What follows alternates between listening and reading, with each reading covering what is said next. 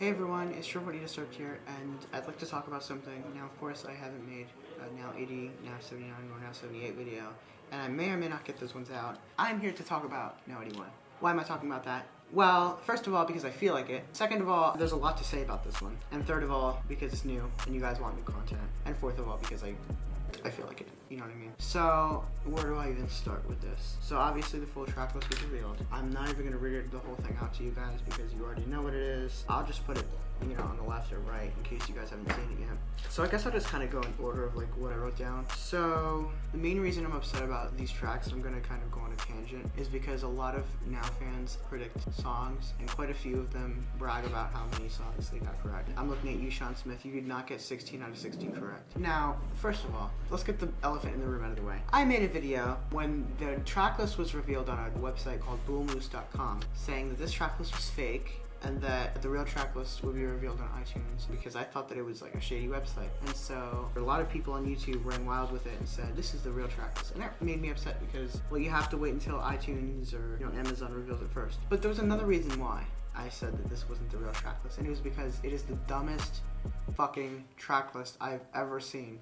And I hate to curse, but this is an insult to everything that Now has been for the past 20, who's even counting at this point? So first of all, I'm sorry for making that video. I've made mistakes like this before. I said that Stuck With You wasn't gonna be on Now 75 because it was a charity song and that was a stupid thing to say, but people make mistakes. But this was a quite avoidable mistake. So let me kind of jump back to that. YouTubers running wild with it. Not to drop any names here, but the Now community is kind of small, so I might as well do so. Sean Smith, I already mentioned you in this video, but I don't care. As soon as that track list came out, you changed your predictions and made every single one of them the ones that were on the website. And then at the end, you made tons of Facebook posts saying, I got 16 out of 16 correct, or I got all of my predictions correct. And people in the comments were actually celebrating you, saying, oh my god, so proud of you.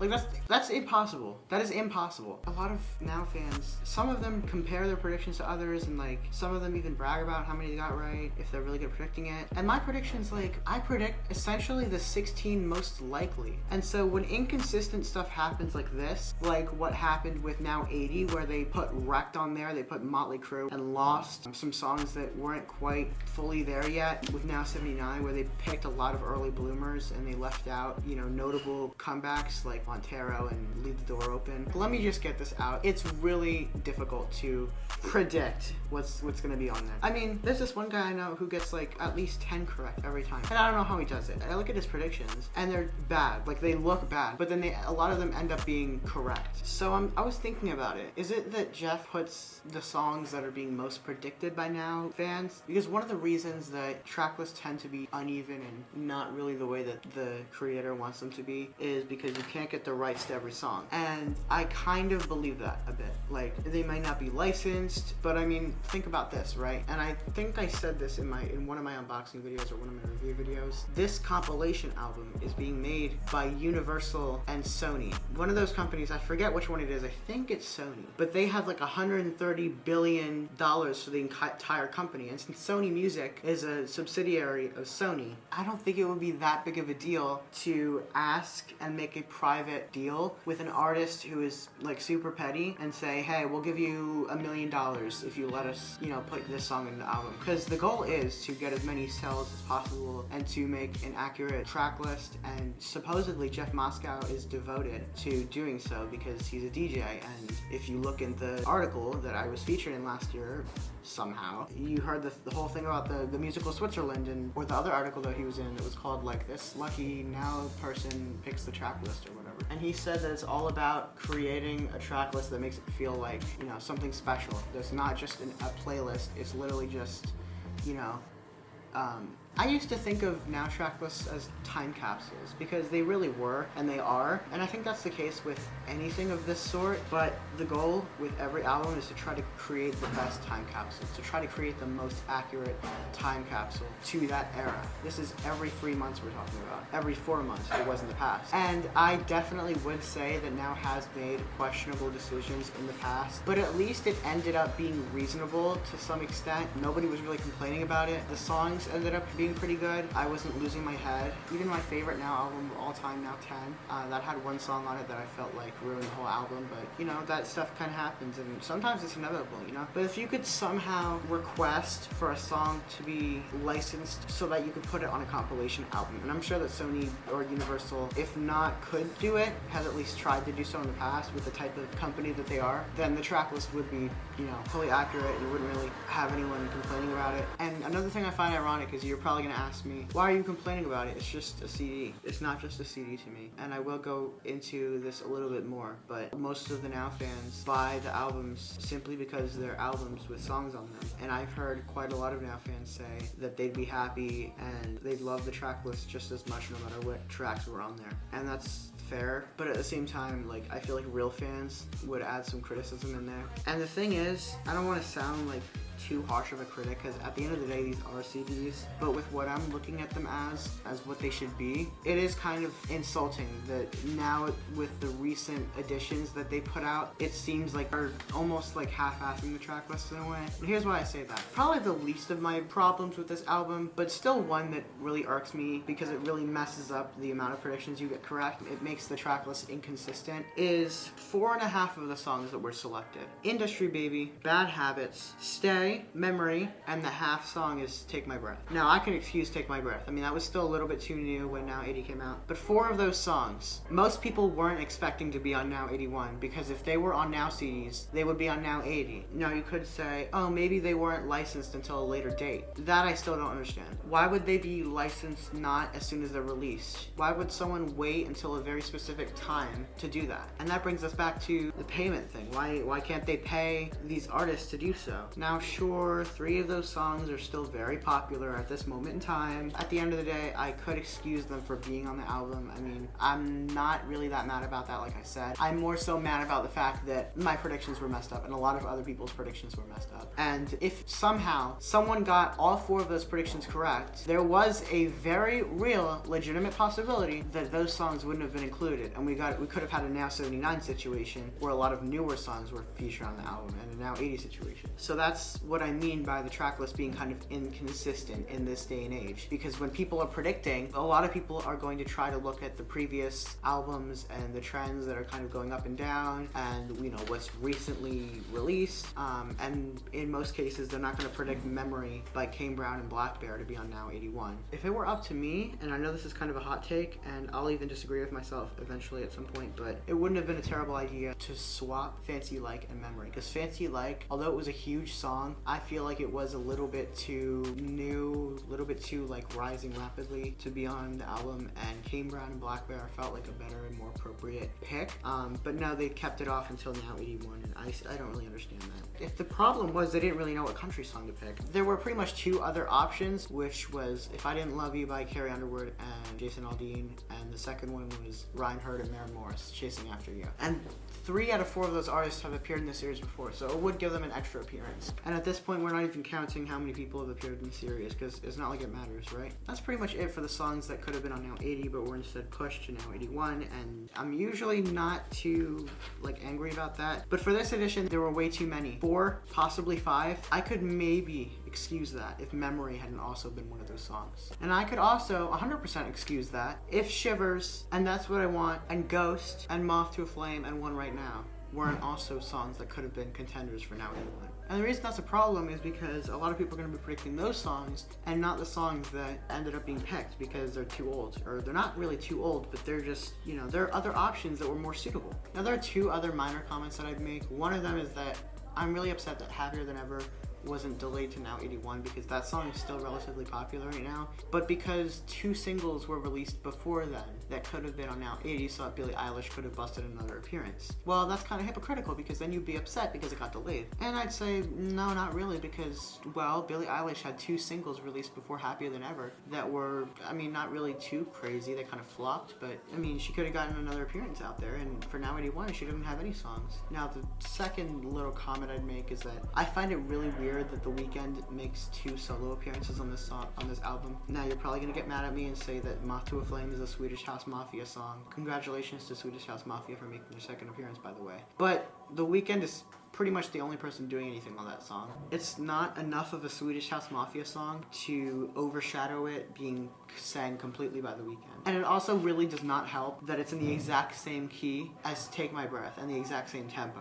I mean, if Jeff wanted to, he really could have put those two next to each other or made like a medley or something, but it still feels kind of weird that Take My Breath and Moth to a Flame were. If you wanted to put two of The Weeknd songs on here, you could have put Take My Breath and One Right Now or something along those lines, but Moth to a Flame just seems like a little bit of a weird pick. It hasn't really been out for that long, and it hasn't really been like that popular so far, but that's my kind of small comment. Now, we're still not done yet. Before we get to the what's next section, we have to talk about one track that kind of set me off edge, that really prompted me to make this video. Now, Jeff has done this before, sometimes by HER, by Her, a song that really only anyone heard because of the Grammy performance. All the Time by Zara Larsson. I don't know why that was picked. I think it maybe did well on radio, but I'm mainly going after songs that did not chart because that's kind of a indication of how relevant they were at a certain point in time. And I know that's really tacky of me. Chart positions are not really the only factors that go in, but it should definitely be the primary factor.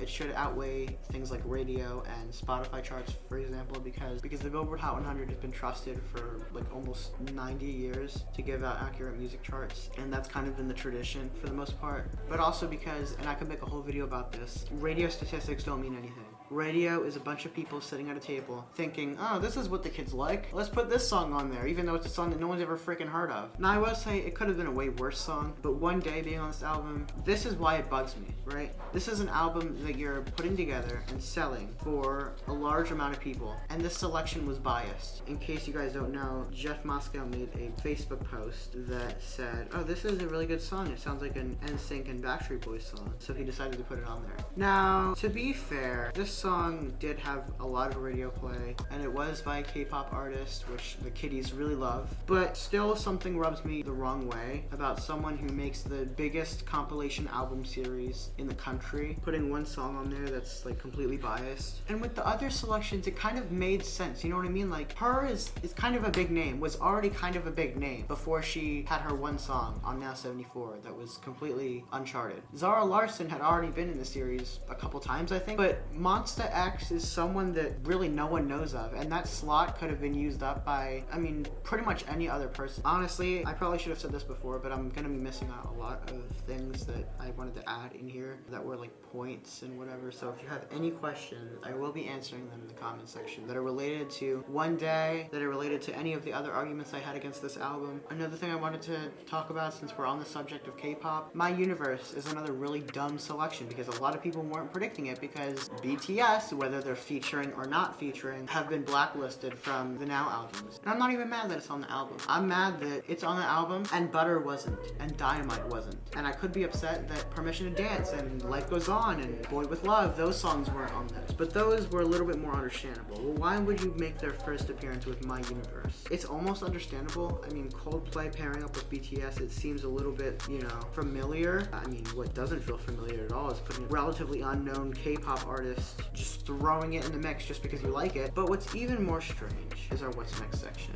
Let me get this out of the way. Conan Gray is not a What's Next artist at all. He had a huge hit that should have been on Now 77 or 76 with Heather, and for some reason that was taken off of the album. And instead we got songs like Let's Link by Whoheem and Put Your Records On by frickin' Mick Romney. So yeah, it did upset me a bit that they put Conan Gray in the What's Next section when Conan Gray is not a What's Next artist. He had a huge hit last year with Heather. He also had a relatively big hit that should have been on Now 73 What's Next, called Maniac. He's far from a What's Next artist. He's definitely one that's kind of rising, but this would be kind of the same thing as if they put Melanie Martinez or Marina and the Diamonds as a What's Next artist. They're obviously not, but they're kind of in between. Now I have two more things to talk about for What's Next. One of them is No Friends by Maisie, which was released almost 2 years ago, which is stupid. The rest of the What's Next tracks, although I don't really remember what they sound like, I do remember them being pretty weak. The ones I'm referring to are High Loner and The Last Man on Earth, and No Friends, which, I mean, I remember that being kind of boring. But the main point is that I had ideas for songs that could have been more suited for that album and were more exciting and were not just, you know, indie plugs. But the one thing that made me ask why, and I know it's because of TikTok, but why was this song included? Now, I actually found out about Coach Ice quite a while ago.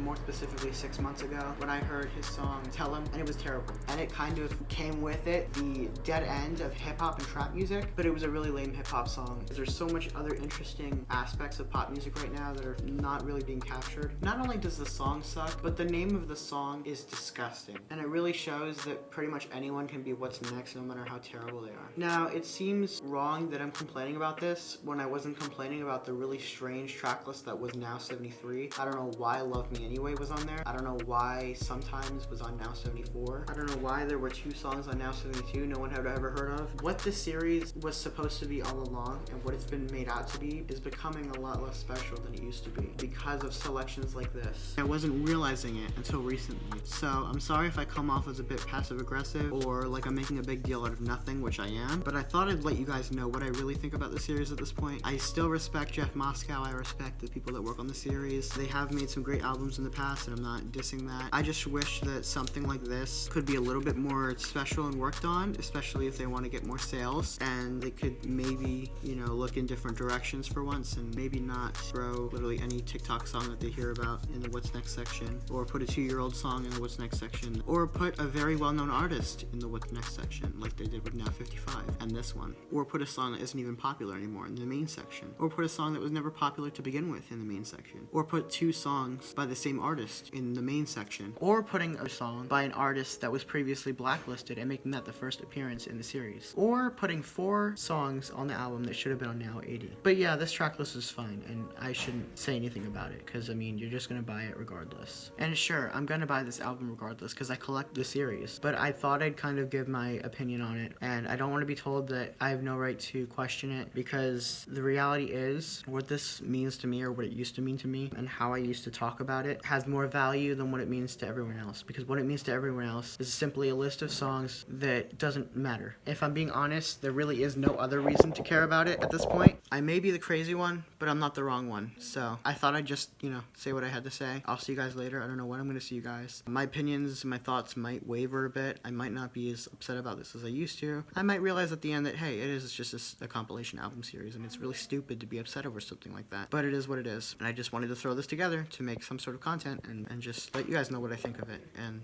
what I would have changed. So yeah, I'll see you whenever I feel like making another video. And for now, I'll just say sayonara, which I never say. Bye.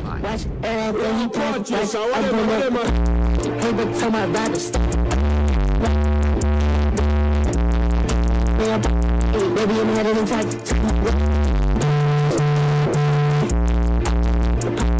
Hey, but tell my rapper stop. Baby, I'm headed inside.